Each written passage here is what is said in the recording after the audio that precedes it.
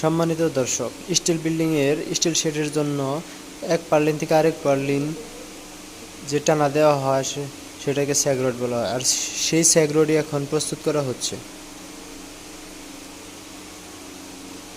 এই স্যাগ রোডের পুরোটাই প্যাচ থাকে, দুই মাথায় প্যাচ থাকে।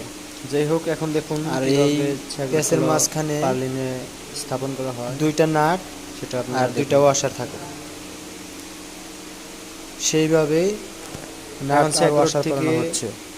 একটা নাট আর একটা ওয়াশার খোলা হয়েছে, এই পাশ থেকে একটা নাট ওয়াশার খুলে রাখা হয়েছে, ওই পাশের মাথা থেকে একটা নাট আর একটা ওয়াশার খুলে রাখা হয়েছে।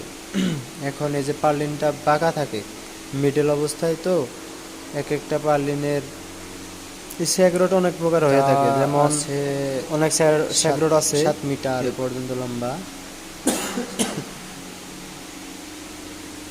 তো সেটারে মাঝখানে বাঁকা হয়ে থাকে, সেটাকে বেনা দিয়ে চারা দিতে হয়।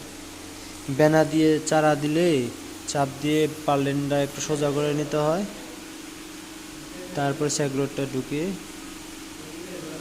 এই পাশ থেকে নাট চাপায়া নিতে হয়।